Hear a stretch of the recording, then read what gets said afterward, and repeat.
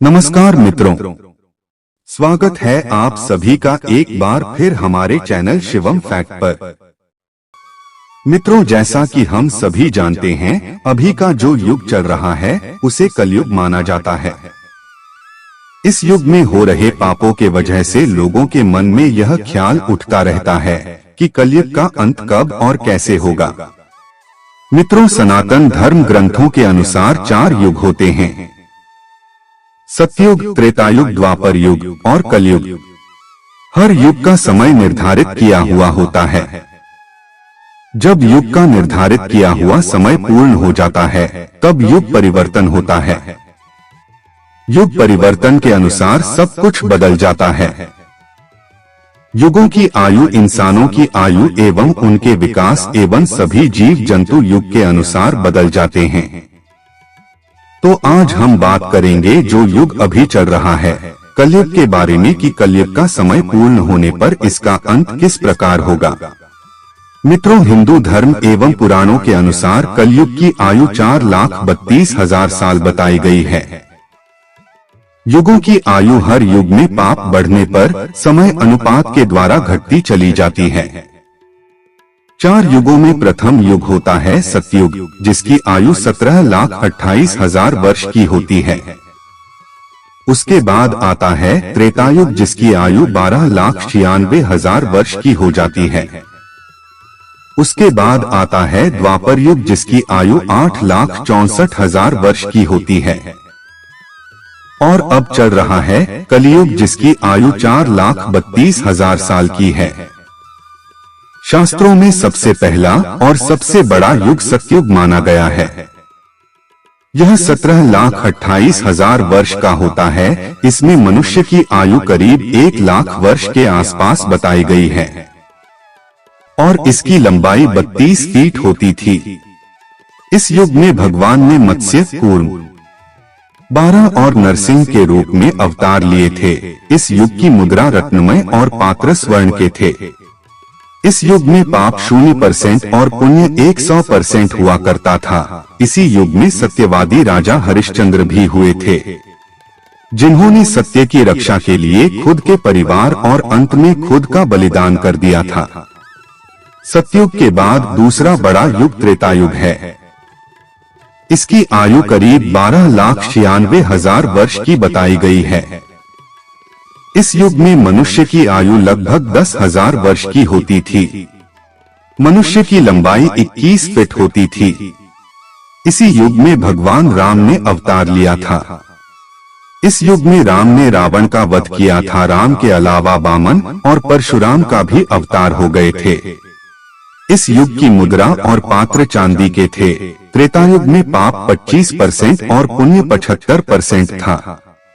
तीसरा युग, जिसे द्वापर युग कहा जाता है, इसकी आयु 8,64,000 वर्ष की थी और इसमें मनुष्य लगभग 1,000 वर्ष आयु तक जीवित रहते थे। इस युग में मनुष्य की लंबाई 11 फीट हुआ करती थी। इसी युग में भगवान ने श्री कृष्ण के अवतार में कंस का संहार किया था और महाभारत काल भी इसी युग में चला था। इस युग की मुद्रा चांदी और पात्र तांबे के थे। द्वापर युग में पाप की मात्रा बढ़कर आधी हो गई थी। उस समय पाप 50% है और पुण्य 50% हो गया था। शास्त्रों के अनुसार कलयुग को आखिरी और सबसे छोटा युग बताया गया है। इसकी कुल आयु करीब 4,32,000 वर्ष की है। मनुष्य की अधिकतम आयु 100 वर्ष के आसपास है और लंबाई 5 से 6 फीट तक है। आज के युग कलयुग में पाप बहुत अधिक बढ़ चुका है। इस युग में पाप की मात्रा 75% है और पुण्य 25% माना गया है। माना जाता है कि इस युग में भगवान कल्कि के रूप में एक ब्राह्मण परिवार में अवतरित होंगे। इस युग की मुद्रा लोहा और पात्र मिट्टी के बताए गए हैं। मित्रों, कलयुग का अंत एवं अंतिम चरण कैसा होगा, इसका उल्लेख पुराणों में मिलता है। तो चलिए जानते हैं कि कलयुग का अंत एवं अंतिम चरण कैसा होगा। हिंदू धर्म शास्त्र एवं श्रीमद् भागवत और भविष्य पुराण के अनुसार जब कलयुग अपने चरम सीमा पर होगा तब कलयुग में पाप कर्म करने वाले मनुष्यों की संख्या अधिक से अधिक बढ़ जाएगी। तब इस संसार में अधर्म का सम्राट तेजी से बढ़ जाएगा। हर जगह चोरी, डकैती, लूटपाट, हत्या, अधर्म जैसे कार्य होंगे। कलयुग यानी काला युग, जिस युग में सभी के मन में असंतोष हो, सभी मानसिक रूप से दुखी हो, वह युग कलयुग है। इस युग में धर्म का सिर्फ 1/4 अंश ही रह जाता है। कलयुग का प्रारंभ है 3102 ईसा पूर्व हुआ था। श्रीमद् भागवत पुराण और भविष्य पुराण में कलयुग के अंत का वर्णन मिलता है। सबसे पहले हम यह जानते हैं कि कलयुग अभी कितना बाकी है। मित्रों, मनुष्य का एक मास पितरों का एक दिन और रात होता है। मनुष्य का एक वर्ष देवता का एक दिन और रात होता है। मनुष्य के 30 वर्ष देवता का एक मास होता है। मनुष्य के 360 वर्ष देवता का एक दिव्य वर्ष होता है। मनुष्य के 4,32,000 वर्ष देवताओं के 1,200 दिव्य वर्ष अर्थात एक कलयुग होता है। मनुष्य की 8,64,000 वर्ष देवताओं की 2,400 दिव्य वर्ष अर्थात एक द्वापर युग होता है। मनुष्य के 12,96,000 वर्ष देवताओं के 3,600 दिव्य वर्ष अर्थात एक त्रेतायुग होता है। मनुष्य के 17,28,000 वर्ष अर्थात देवताओं के 4,800 दिव्य वर्ष अर्थात एक सतयुग होता है। इस महान से कलयुग का काल 4,32,000 साल लंबा चलेगा। अभी कलयुग का प्रथम चरण चल रहा है। कलयुग का प्रारंभ 3102 ईसा पूर्व से हुआ था, जब 5 ग्रह मंगल, बुध, शुक्र, बृहस्पति और शनि मेष राशि पर 0 डिग्री पर हो गए थे।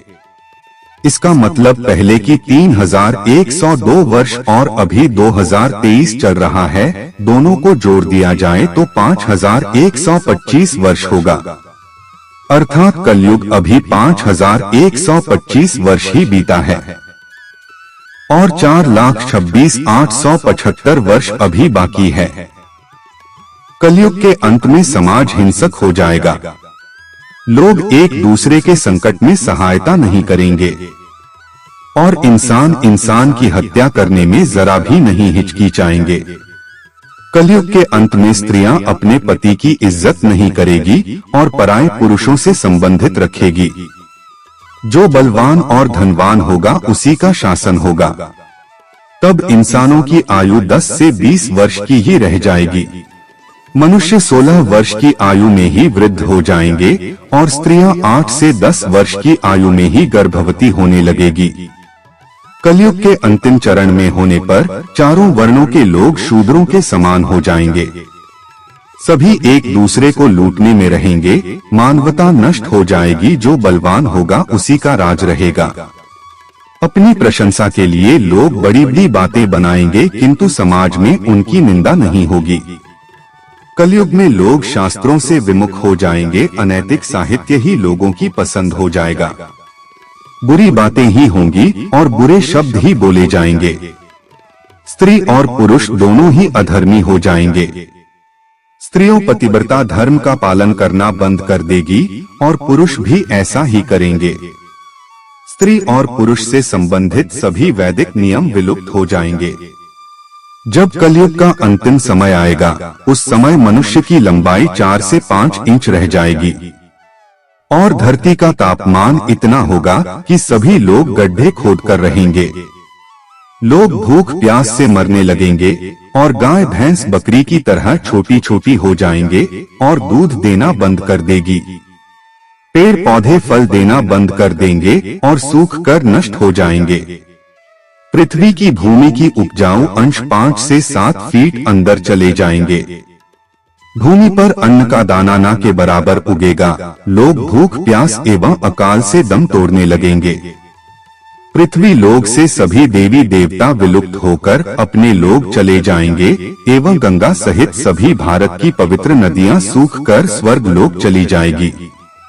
जब चारों तरफ अधर्म का साम्राज्य बढ़ जाएगा और लोग भूख प्यास से तड़प तड़प कर मरने लग जाएंगे।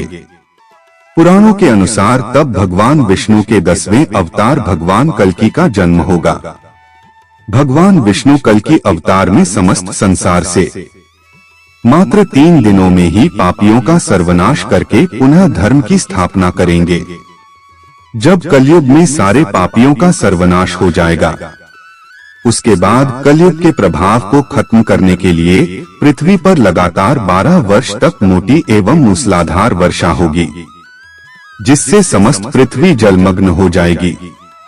तब फिर एक साथ 12 सूर्य उदय होंगे और जलमग्न हुई पृथ्वी जल सोख लेगी। फिर धीरे धीरे लोग साधु पुरुषों की सेवा, दान, सत्य एवं प्राणियों की सेवा में तत्पर होंगे।